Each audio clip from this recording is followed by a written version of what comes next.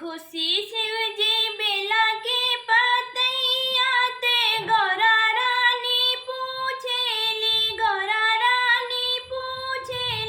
हो हे स्वामी ऐसन कवनो व्रत बतिलौ तुझे पति के उम्र बढ़े हो स्वामी ऐसन कौनो व्रत बतिलैती जय पति के उम्र बढ़े हो। हंसी बात बोले ले महादेव सुना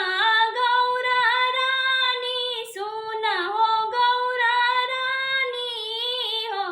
रानी तिज के बरत बड़ी पावन पति के उम्र खातिर से नूराया मरे खातिर हो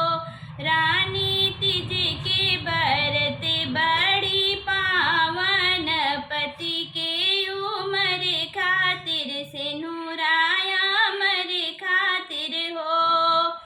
निर्जला रही निराहारी से तिज के व्रत करी शिवलिंग के पूजन करी हो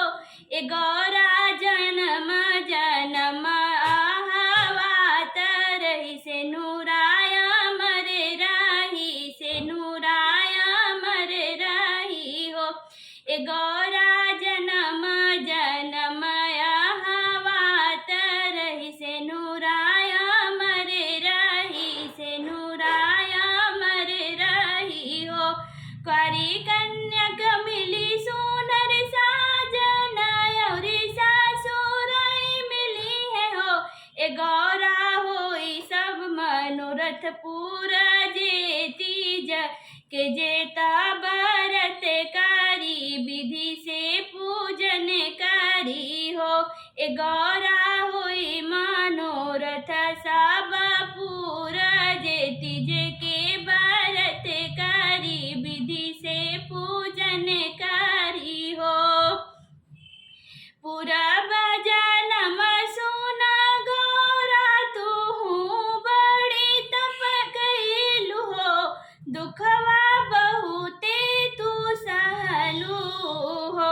ए गौरा तब पवलू पति परमेश्वर भूखी के व्रत तीज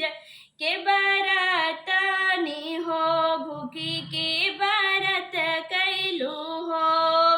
हिमालय राजा घरे लिहलू जनमवा तमन रानी के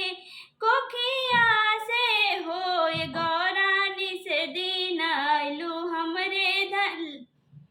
ए गौरा निस दिन कैलू हमरे ध्यानवा त कई के ना मनवानु हो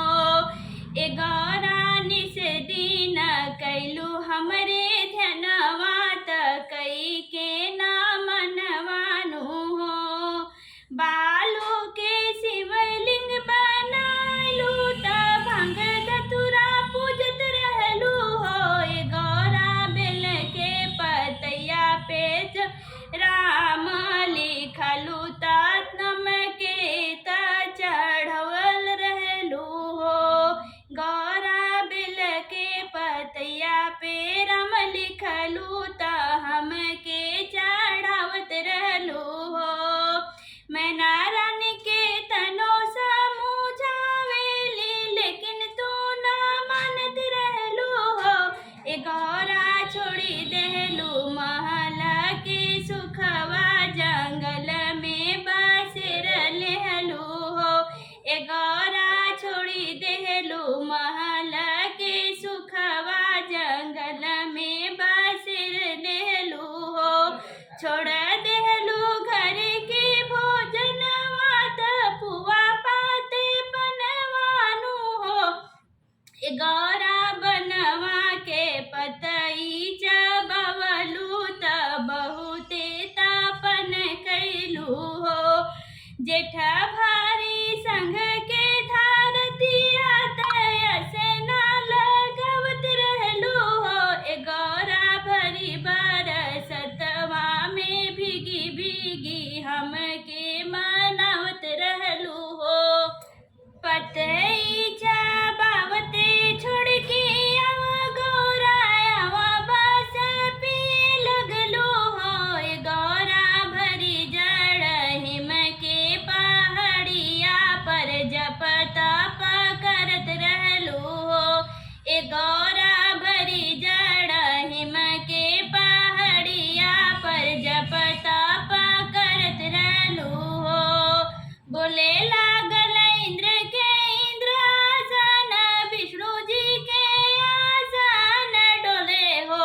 ए गौरा छिले लागल ए गौरा हिले लागल शिव के आसनवा त तोहरे तापनवान से ए गौरा हिले लागल शिव के आसनवा त तोहरे तापनवा से हो कठिन तापनवा के देखी हमर हृदय पिघल गईले हो ए गौरा प्रगट भइले तोहरे सामनवा त मंग गौरा मंगवार हो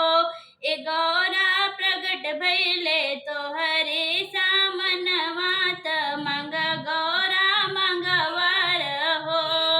नहीं चाही अन धन खजनवा त कवनो रतनवानु हो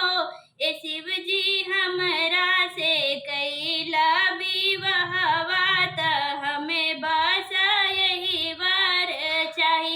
ए शिव जी हमरा से कैला विवाह त ई हमें वर चाही हो खुशी शिव जी बिल के पतैया त गोरा रानी पूछेली हो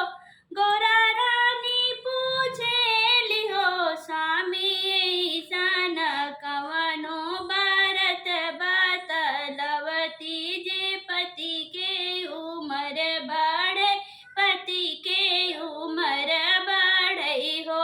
स्वामी ऐसन कौनो व्रत बतलैती जय पति के